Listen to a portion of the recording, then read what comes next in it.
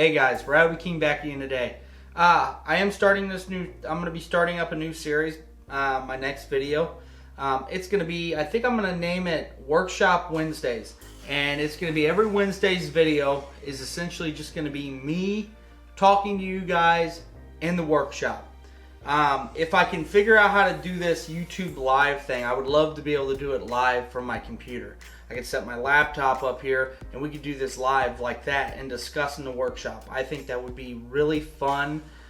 We could talk about a lot of tool related topics. This video is going to be me talking about different tips, things that I've learned in the little bit of time I've been in this. You know, I've been using tools for probably the past 8 years, give or take.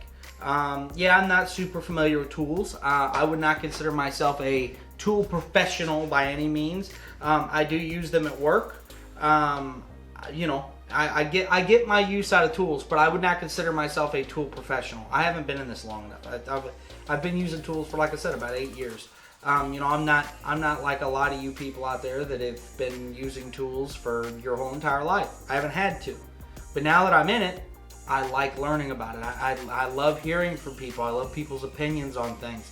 That's great. I can always make things and learn things from that.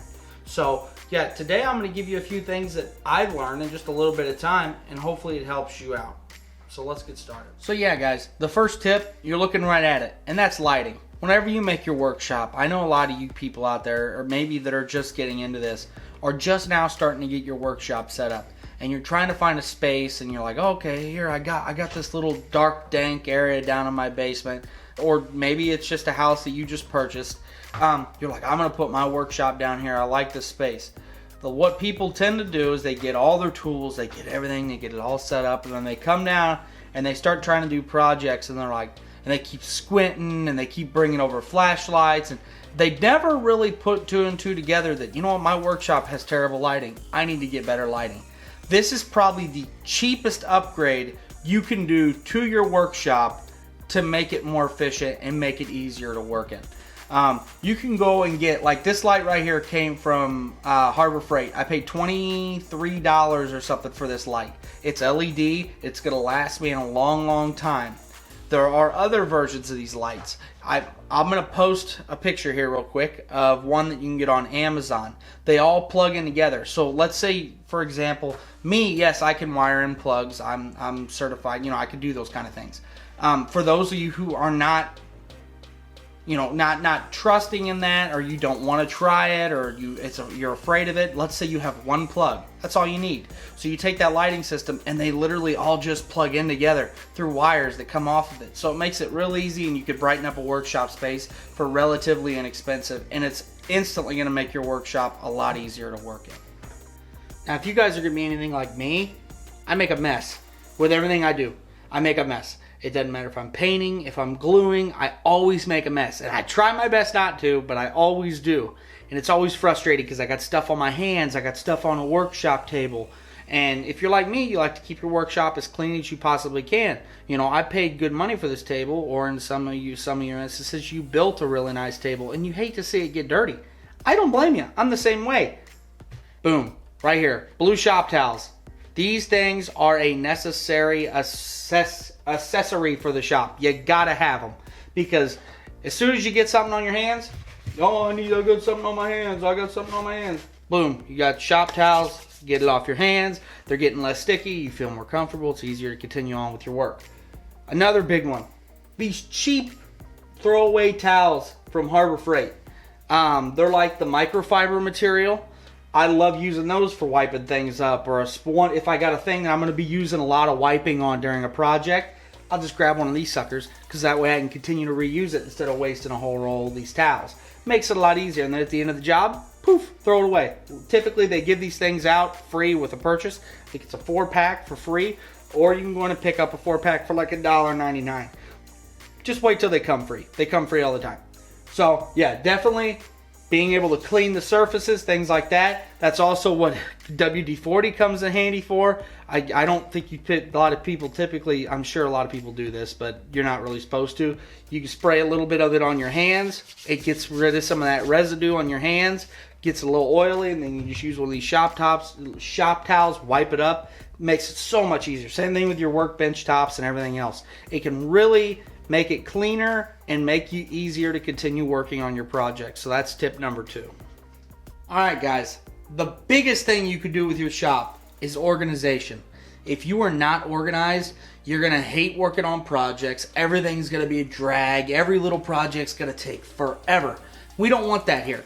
So you want to make sure your drawers and everything are more organized. Whenever you're done with a project, don't just throw something back in a drawer. Make sure you put it in the proper drawer. I'm getting better about this now. I used to not be. But like, for example, here's my sanding drawer. Okay, so everything in this drawer is sandpaper or sandpaper related. I actually just ran out of my last sheet of regular sandpaper yesterday, but I would typically have sandpaper sheets in this drawer as well. I keep little chunks of them right in here. But yes, this is steel wool. This is not sandpaper, but it's abrasive, so I throw it in the sandpaper drawer. It clicks on my head. Here's another quick little tip for you guys to know. If you guys got circular sanders, you're probably wondering, oh my God, look at all those circular sander discs. That's a lot of discs. There's 75 of them here. I bought a 100-pack on Amazon for $15. Now, if you guys know anything about abrasive sanding discs or anything like that, you go to Harbor Freight, which is supposed to be the cheap man's warehouse for tools and accessories. It's like $3 or $4.99 for a 5-pack. So yeah, wow, well, they're probably super cheap and chintzy. Believe it or not, I've been using these. There's 75 of them here. I bought 100, roughly 75. I counted before the video. I bought 100 of them. Yes, I've used 25, but I've also built like a lot of freaking projects with them. Their stickiness on their Velcro on the back works good too. It's great. For the price, it's honestly the best investment I think I've made so far. I mean, they're so cheap, and it's such a good deal. They also make these on Amazon for your belt sanders, such as the RYOBI one that's right over there. They make the stick-ons and everything, and they're all really cheap, and they're really good. This right here, guys, is a problem I still deal with in the shop. Little rolly chair. That's all I got. I need to build myself a chair. I think I'm gonna make a video of me building a chair here. If you guys like that thought and you want to see me build a chair and you want to maybe see how to build one yourself, drop a comment, or even better, leave a like on this video. That'll remind me, and I'll definitely get one of them videos out soon. But yeah, definitely get you a bench high chair, because whenever you're rolly Joe like me and you're just kind of rolling around your workshop, you're not high enough to really do anything, so it's not really good for anything. So whenever you're doing a long, tedious project and you get tired from standing there hunched over, working, you're going to want to sit down. And then like me, you end up just sitting there and wasting time instead of working on your project. So definitely get you a bench high chair or build yourself one. All right, guys. The last thing I can tell you, and this is really important, is whenever you're working on a project, do not half-ass. I catch myself do this on occasion. Oh, it'll be all right. It'll be all right. It'll be all right. Just don't. You'll lose that feeling of wanting to do projects. You'll lose that feeling of passion, of excitement, of seeing things be created, and you're like, wow, look at actually, that looks really nice. That's really nice. Instead, you'll have this replaced in your head as, oh yeah, look at that little corner that I could have sanded right and did right the first time.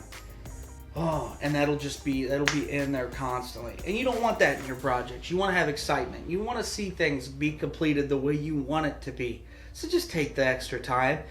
Even if it's, well, I can't complete it today, I got to come back tomorrow. Do it. It's always worth it. So thank you guys for coming and watching this today. I know it was just a few little simple tips, but maybe some of you needed this video. Maybe it's going to help you guys in your workshop. So I'll see you guys in the next video. Thanks for coming and watching today. See you next time. My video shout out today is for Joe247. Thanks for coming and supporting me and watching my channel.